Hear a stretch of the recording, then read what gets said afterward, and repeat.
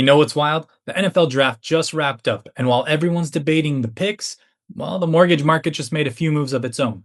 And just like that first Bears pick that actually had me hyped, some of this is actually good news. But some of it, well, let's just say the rest of the draft didn't exactly go the way I hoped either. Stick around, because whether you're looking to buy your first home, move up, invest, or you're a realtor just trying to make sense of this for your clients, I'm going to break down exactly what happened this week and what it means for you. Real quick, if you're new here, hey, I'm Asher Benjamin. I'm a mortgage portfolio manager and senior loan specialist with Nexa Lending. Before I got into mortgages, I was a high school math teacher. And honestly, my whole job hasn't really changed that much. Back then, I helped teenagers figure out why algebra actually mattered in real life. Now I help people figure out why a rate moving a fraction of a percent actually matters to their wallet. The difference is, my students can refinance out of a bad grade.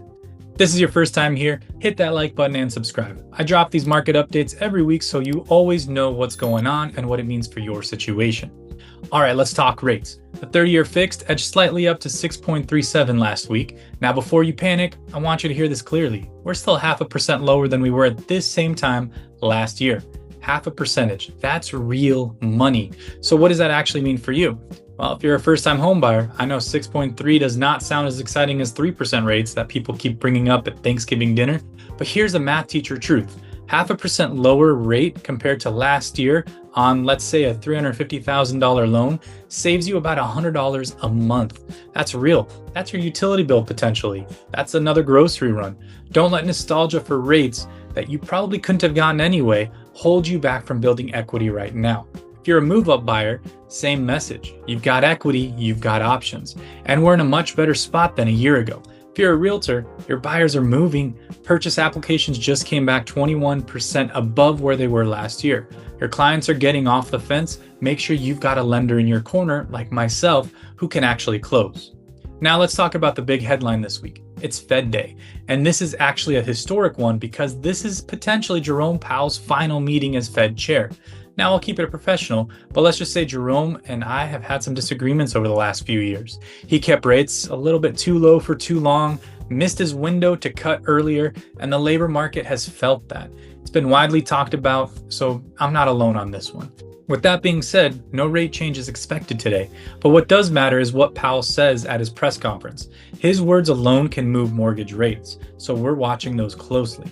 Here's what this means for you practically. No immediate change to your rate today, but the commentary coming out of this meeting could nudge things in either direction over the coming weeks. This is exactly why working with someone who watches this stuff, not just when you're ready to close, why it matters so much. Now here's the one I want you to brace for a little. Tomorrow we get the PCE report. That's the Fed's favorite inflation measure. Right now the headline sits at 2.8% and the core is at 3%. The Fed wants both at 2%. Tomorrow's numbers are expected to jump. Headline could go up to around 3.5% and core may even reach 3.1 to 3.2%. So why is this happening? Well, a few reasons. Primarily, oil prices are elevated, and the situation with Iran and the Strait of Hormuz is adding pressure. Supply chain disruptions are pushing prices up, and honestly, a big part of it is math. Last year's numbers at this time were very low, so the year-over-year comparisons look ugly even if things haven't gotten dramatically worse. What does that mean for you? Well, it means the Fed isn't cutting rates anytime soon. And if inflation data comes in hot tomorrow, we could see some upward pressure on mortgage rates in the short term. If you're on the fence about locking, this week's data is a reason to have that conversation sooner rather than later. Here's some genuinely good news though, and I want you to feel this one. Purchase applications, as I mentioned, are up 21% year over year. Buyers are still active, and inventory is finally starting to improve, which is giving buyers more options than we've seen in a long time.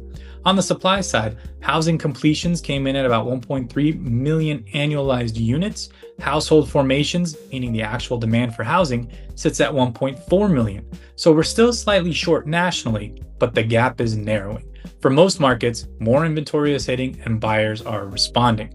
For realtors, this is your spring market. Buyers are showing up, rates aren't perfect, yes, but they're workable, and inventory is improving. Get your pre-approvals lined up, and let's move this thing together. Investors, well, constrained supply with strong household formation is still favorable for long-term backdrop. The fundamentals of housing demand aren't going anywhere. A couple of quick but important updates from the industry this week. First, Maine just became the first state to regulate home equity investment products as mortgages. These are the deals where a company gives you cash in exchange for a share of your home's future value. Sounds great on the surface, but the payoff amounts can balloon by hundreds of thousands of dollars, sometimes forcing a home sale.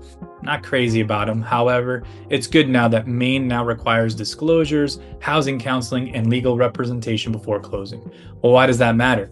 Because these products are marketed nationwide, and they're not always what they seem. You might see them on YouTube in between videos about sports. If anyone ever pitches you a not a loan home equity product, please call me first. I'll help you understand what you're actually signing. Second, Fannie and Freddie just updated their insurance requirements. The short version, some of the roof coverage rules have been loosened, meaning more insurance policies will now be acceptable at closing without requiring costly revisions.